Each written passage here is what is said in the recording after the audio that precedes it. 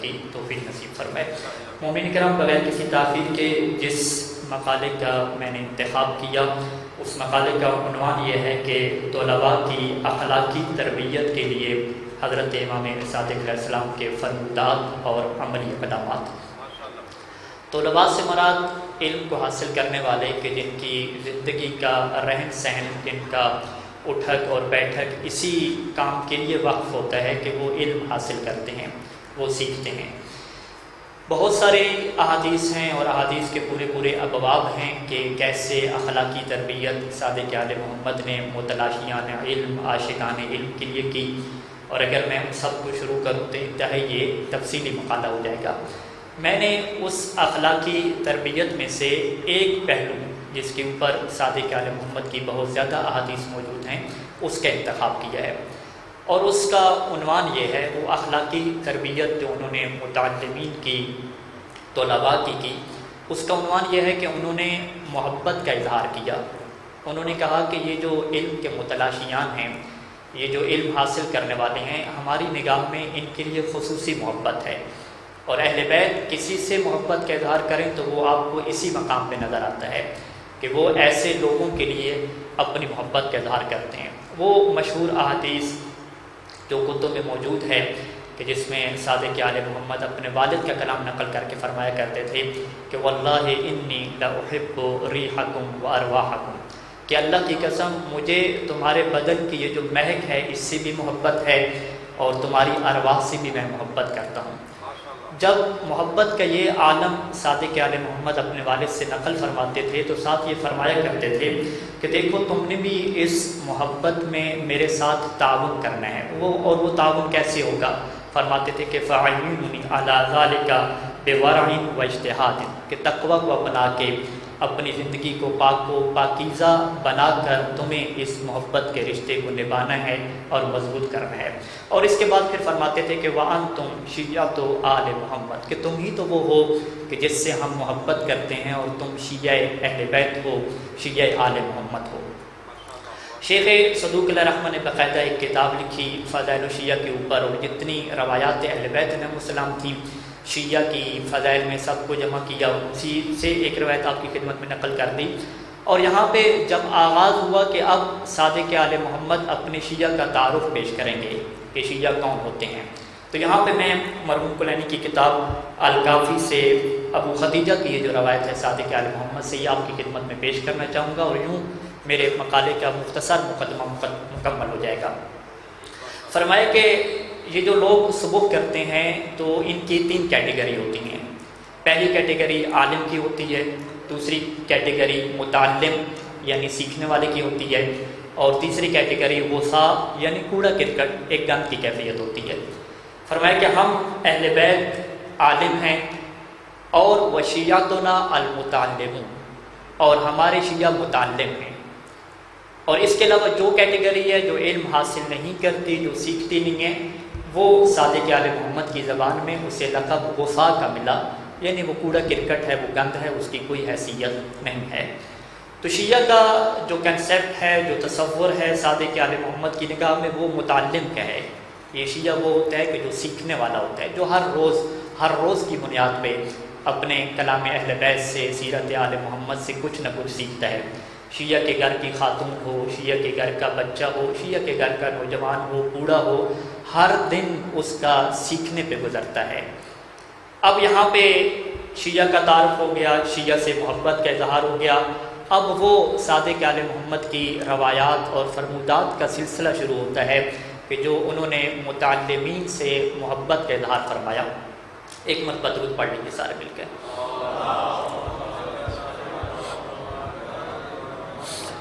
مشہور حدیث اللہ کے رسول سے جب صادق آل محمد بیان فرمایا کرتے تھے کہ طلب العلم فریضہ علی کل مسلم، کہ علم کا حاصل کرنا فرض ہے ہر مسلمان کے اوپر، تو اس کے بعد ایک جملے کا اضافہ فرمایا کہ وَعَلَا آگاہ ہو جاؤ وَإِنَّ اللَّهَ يُحِبُّ بُغَاةَ الْعِلْمِ، کہ اللہ تعالیٰ محبت کرتا ہے علم کے چاہنے والوں سے، جو علم کے متلاشی ہوتے ہیں اللہ ان سے محبت کرتا ہے۔ اور یہ محبت کی ڈگری کون عطا کر رہا ہے؟ ہمارا صادق آل محمد، کہ جس کا نام ہی صادق ہے، کہ جو نام کے اندر ہی سچائی اس کی موجود ہے۔ اور پھر اس کے بعد محبت کے سلسلے کو صادق آل محمد نے اللہ کے رسول کی حدیث سے یوں بیان فرمایا کہ دیکھو یہ جو علم حاصل کرنے والے لوگ ہوتے ہیں نا، اللہ ان سے اتنی محبت کرنے لگ جاتا ہے کہ پھر جو اللہ کے فرشتے ہیں، اللہ کی مخلوق ہے، وہ بھی اس طالب علم کی عاشق بن جاتی ہے۔ اور وہ عشق کا کیا مقام ہوتا ہے، وہ عشق اور محبت کی کیا کیفیت ہوتی ہے، صادق آل محمد اپنے نانا رسول کی حدیث بیان فرماتے ہیں کہ من سلک طریقا یطلب فیہ علما سلک اللہ بہ طریقا الی الجنہ، کہ یہ جو علم کے راستے پہ چل پڑتا ہے پھر اللہ اس کے راستے کو جنت کا راستہ بنا دیتا ہے۔ اور پھر ہوتا کیا ہے کہ وَإِنَّ الْمَلَائِكَةَ لَتَضَعُ أَجْنِحَتَهَا لِطَالِبِ الْعِلْمِ رَضًا بِهِ، کہ اللہ کے فرشتے آ جاتے ہیں اپنے پروں کو اس طالب علم کے قدموں کے نیچے ایسے بچھاتے ہیں کہ رضاً بہ ہی خوشی سے بچھانا شروع کر دیتے ہیں۔ اب فرشتے اس طالب علم سے محبت کرنے لگ جاتے ہیں، اور پھر یہ محبت کا سلسلہ آگے بڑھتا ہے۔ فرمایا کہ یہ جو آسمانوں میں مخلوق ہے، یہ جو سمندر میں مچھلیاں ہیں، یہ ساری کی ساری اس طالب علم سے یوں محبت کرنے لگ جاتی ہے کہ ہر کوئی اس کے لیے استغفار کرنے لگ جاتا ہے۔ اور پھر محبت کا یہ سلسلہ یوں چلتا ہے کہ آسمانوں والے کی دنیا میں اس کا مقام ایسے ہوتا ہے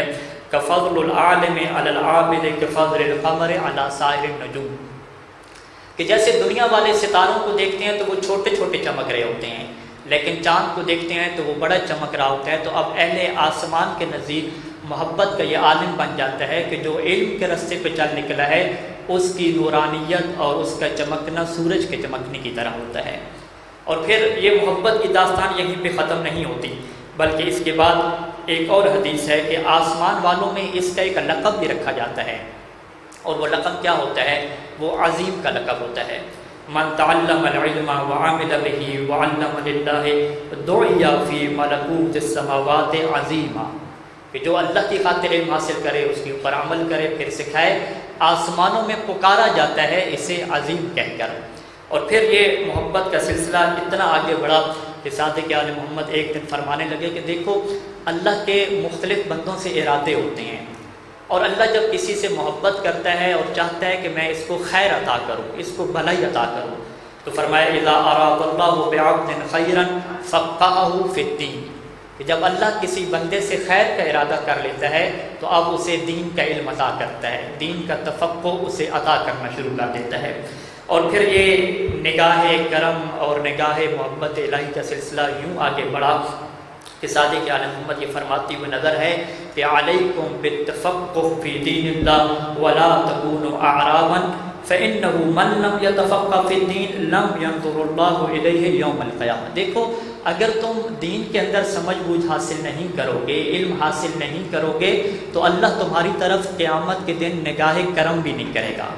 یعنی یوں محبت کا سلسلہ پڑھے تو اب صادق آل محمد کہتے ہوئے نظر آتے ہیں کہ اس کو 2 رکعت کا ثواب اللہ نہیں دیتا بلکہ 1000 رکعت کا ثواب دیتا ہے۔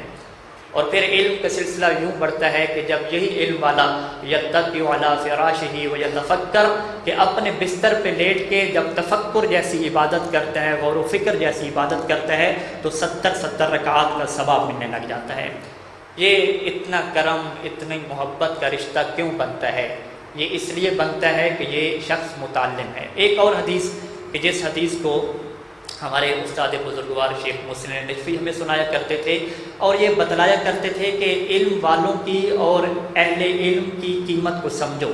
کہ کیوں ان لوگوں کو 2 رکعت پڑھنے کا 1000 رکعت کا ثواب مل جاتا ہے، کیوں روایات میں پورے باب باندھے گئے کہ عالم کا عابد کے ساتھ تقابل کرایا گیا، کہا کہ عابد 1000 رکعت پڑھے اتنا ثواب نہیں ملتا، یہ 2 رکعت پڑھے اتنا ثواب ملتا ہے۔ وہ حدیث کیا ہے؟ وہ حدیث اگر آپ سننا چاہتے ہیں تو ایک مرتبہ آواز بلند درود پڑھ لیجیے۔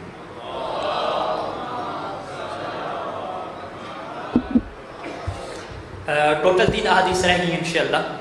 آپ تعاون فرمائیں گے۔ اب یہاں پہ عبد المومن الانصاری ہے، مرحوم کلینی سے روایت کرنے والے ہیں، وہ کہتے ہیں کہ صادق آل محمد کی خدمت میں تھا اور میں نے ذکر کیا کہ جو ہے وہ ایک انسان ہے، بڑا دیندار ہے، بہت عبادت کرتا ہے اور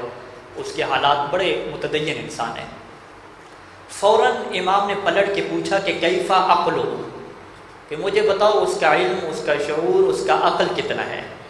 یعنی آپ بھی سنتے ہوں گے نا کہ بہت سارے کے لوگ تعریفیں کرتے ہیں کہ مولانا صاحب فلاں مومن تو بڑا دیندار ہے، نماز شب کا پکا پابند، خمس و زکوٰۃ کا پابند۔ بالکل یہی حالات ہیں۔ صادق آل محمد کی خدمت میں انسان ہے اور وہ تعارف کرا رہا ہے ایک مومن کا کہ وہ مومن بڑا دیندار ہے، تو سوال کیا پوچھا کہ یہ چھوڑو کہ کتنی عبادت کرتا ہے، یہ چھوڑو کہ کتنا واجبات کا پابند ہے، مجھے بتاؤ اس کے پاس علم کتنا ہے، اس کے پاس شعور کتنا ہے۔ تو اس نے کہا کہ میں نہیں جانتا، یہ تو مجھے نہیں پتا کہ وہ کتنا پڑھا ہوا ہے، کیا اس کے حالات ہیں۔ پھر صادق علیہ محمد فرمایا دیکھو یاد رکھو، یہ جو عبادت کی تم کثرت کو دیکھ رہے ہو اس کے اوپر ثواب نہیں ملتا۔ ہر انسان کو اس کی عبادت پہ وہی ثواب ملتا ہے کہ جتنا اس کا شعور ہے، جتنا اس کا علم ہے۔ ایک مدرسے میں مقدمات کا طالب علم ہے، اس کی عبادت کا اور ثواب ہے۔ ایک اتنا پڑھ چکا ہے کہ اب کلام اہل بیت کو خود سے سمجھ سکتا ہے، اس کی عبادت کا اور ثواب ہے۔ اور پھر اس نقطے کو صادق آل محمد نے اپنے صحابی کو سمجھایا، اور وہ کیسے سمجھایا، روایت کے الفاظ مختلف ہیں۔ میں چاہتا ہوں کہ مرحوم استاد جو الفاظ استعمال کیا کرتے تھے میں انہی الفاظ میں سمجھاؤں۔ وہ الفاظ کیا تھے؟ فرمایا کرتے تھے کہ دیکھو بنی اسرائیل کا ایک شخص تھا، بہت عبادت کیا کرتا تھا، اور فرشتے جب دیکھتے تھے کہ اس کو ثواب بہت تھوڑا ملتا ہے، اتنی عبادت، رات اور دن کی عبادت، ثواب بہت تھوڑا مل رہا ہے، تو ایک فرشتے نے اعتراض کر ڈالا کہ میں اس کا ثواب دیکھنا چاہتا ہوں، وجہ کیا ہے کہ تھوڑا مل رہا ہے۔ تو اللہ نے اس فرشتے کو انسانی شکل میں ڈالا، کہا کہ جاؤ اس کے ساتھ زندگی گزارو، تمہیں خود پتہ چل جائے گا کہ اتنی عبادتوں کا تھوڑا ثواب کیوں مل رہا ہے۔ اور جب یہ فرشتہ انسانی شکل میں اس کے ساتھ رہنا شروع کرتا ہے تو ایک دن اسی جنگل میں بیٹھے ہوتے ہیں، ہرا بھرا گھاس ہے، تو وہ عابد کہتا ہے کہ دیکھو اتنا ہرا بھرا گھاس ہے لیکن پھر بھی یہ جگہ مجھے اچھی نہیں لگتی۔ کہا کہ کیوں نہیں اچھی لگتی؟ کہا کہ فی عیب، اس میں بڑی ایک عیب کی بات ہے۔ کہا کہ کیا عیب کی بات ہے؟ کہا کہ یہ ساری گھاس ضائع ہو جاتی ہے، کاش کہ اللہ میاں کا گدھا ہوتا، وہ یہاں پہ آتا اور ہم اسے یہ گھاس کھلاتے تو یہ ضائع نہ ہوتی۔ اب فرشتے نے کہا کہ وما لربک من حمار، کہ تمہارے رب کا تو کوئی گدھا نہیں ہے۔ اس نے کہا کہ میں بھی معرفت کی بات کر رہا ہوں، لو کان لہ حمار، کہ اگر تم سوچو کہ گدھا ہوتا اللہ کا تو یہ ضائع تو نہ ہوتی۔ تو اب اس صادق بزرگوار فرمایا کرتے تھے کہ اس فرشتے نے بھی یہ کہا ہوگا کہ جتنا تمہیں ثواب مل رہا ہے وہ بھی بہت زیادہ مل رہا ہے، تو تمہارا شعور اور تمہاری معرفت اتنی ہے۔ تو یہاں پہ استاد بزرگوار فرماتے تھے کہ دیکھو اسلام کے اس قانون کو یاد رکھنا کہ فعل کے اندر حسن تب پیدا ہوتا ہے کہ جب فاعل کے اندر حسن پیدا ہوتا ہے، اور یہ جملہ بار بار دہرایا کرتے تھے کہ حسن فاعلی سے حسن فعل آتا ہے۔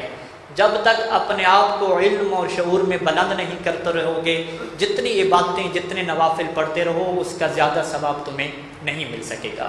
اور پھر یہی جو محبت کا اقدام ہے اور محبت کا عالم ہے صادق آل محمد سے ہمیں یوں نظر آتا ہے کہ اہل بیت کے پاس پڑھنے والوں کے لیے جو مقام ہے وہ مقام اتنا ہے کہ بعض اوقات نام لے لے کر ان سے محبت کا اظہار فرمایا کرتے تھے۔ بس ایک آخری روایت آپ کی خدمت میں، وہ روایت یہ ہے کہ امام نے فرمایا کہ دیکھو یہ جو شخصیات ہیں ہمارے پاس پڑھنے آ رہی ہیں، یہ 4 لوگ ایسے ہیں کہ مجھے بڑی ان سے محبت ہے۔ وَهُمْ أَحَبُّ النَّاسِ إِلَيَّ أَحْيَاءً وَأَمْوَاتًا، یہ لوگ زندہ رہیں تب بھی تمام لوگوں سے زیادہ میں انہی سے محبت کرتا ہوں، یہ لوگ دنیا سے چلے جائیں تب بھی یہ میرے لیے محبوب ہیں۔ کتنی عظیم منزل ہے کہ صادق آل محمد کہہ رہے ہیں کہ میں ان لوگوں سے محبت کرتا ہوں۔ جب سوال کرنے والوں نے پوچھا کہ وہ 4 کون ہیں، اب امام نے اپنے شاگردوں میں سے جو فرسٹ پوزیشن لیا کرتے تھے، جن کے علم کا مقام بلند تھا، ان کا تعارف کرانا شروع کیا۔ فرمایا کہ وہ زرارہ ہے، وہ محمد بن مسلم ہے، محمد بن مسلم الاحول ہے، وہ برید بن معاویہ ہے، یوں کر کے تعارف فرمایا۔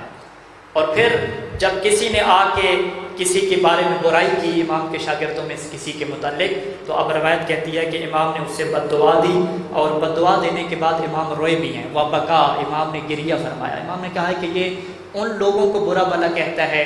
کہ جو ہمارے دین کے امین ہیں، جو حلال اور حرام کے اوپر امین ہیں۔ یہ روایات ہم تمام طالب علموں کے لیے جو علم کے متلاشی ہیں ان کے لیے ایک محبت اور عشق کی داستان سامنے رکھ دیتی ہیں۔ آج جوان سوال کرتا ہے کہ میرا فیوچر، میرا مستقبل کیا ہوگا؟ اس سے بڑا مستقبل کیا ہو سکتا ہے کہ آل محمد کے لیے ہم خصوصی لوگ بن جائیں؟ اس سے بڑا مستقبل کیا ہو سکتا ہے کہ صادق آل محمد کے لیے میں بڑا محبوب انسان بن جاؤں؟ اس سے بڑا مستقبل کیا ہو سکتا ہے کہ وقت کی امام کی نگاہ میں میرا مقام اتنا بلند ہو جائے اور پھر یہ علم دین اور تحقیق کے علم کا سفر عشق والوں کا سفر ہے، محبت والوں کا سفر ہے، ان لوگوں کا سفر ہے کہ جو چاہتے ہیں کہ میرا مقام امام کی نگاہ میں تمام لوگوں سے بلند ہو جائے، وہ چاہتے ہیں کہ میرا مقام صادق آل محمد کی نگاہ میں تمام لوگوں سے بلند ہو جائے۔ اور یہ چونکہ محبت اور عشق کے سفر ہوتے ہیں تو پھر ہم سب جانتے ہیں کہ محبت اور عشق تو قربانی مانگتی ہے، محبت اور عشق میں تو قربانی دی جاتی ہے، محبت و عشق میں کچھ مانگا نہیں جاتا کہ مجھے کیا ملے گا، بلکہ محبت و عشق میں سب کچھ لٹا دیا جاتا ہے۔ یہی وجہ ہے کہ نجف اشرف میں ہمارے بزرگ علماء اور فقہا کبھی کبھار جب ہم ان سے پوچھتے ہیں، سوال کرتے ہیں کہ بتائیے اس علم دین کے راستے میں کیا کیا مشکلات اور کیا کیا قربانیاں جیلی ہیں، تو بزرگ علماء کبھی فاقوں کا ذکر بھی کرتے تھے کہ کبھی کھانے کے لیے کھانا تک نہیں ہوتا تھا، بھوکے رہتے تھے۔ اور ہم بڑے فخر سے کہتے ہیں کہ یہ لوگ تو صادق اہل محمد کی خدمت میں جب جائیں گے، امام وقت کی خدمت میں جائیں گے تو بڑے فخر سے کہہ سکیں گے نا کہ مولا میں نے آپ کے دین کے لیے، علم دین کے لیے بھوک کو تو برداشت کیا ہے، لیکن آج تقی ہاشمی کیا اپنے مولا کو یہ کہہ سکتا ہے کہ مولا میں نے آپ کے دین کے لیے بھوک کو برداشت کیا ہے؟ میں نے علم دین کے لیے کیا عطا کیا اور کیا عطا کروں گا، اس کا فیصلہ میں کیسے کروں گا؟ وہ فیصلہ میں تب کروں گا کہ جب میرے دل میں محبت صادق آل محمد جاگے گی اور میں محسوس کروں گا کہ یہ دین کا علم محبت والوں کی دنیا ہے، عشق والوں کی دنیا ہے، یہاں پہ قربانی دی جاتی ہے، کسی چیز کی ڈیمانڈ نہیں کی جاتی۔ والسلام علیکم ورحمۃ اللہ وبرکاتہ۔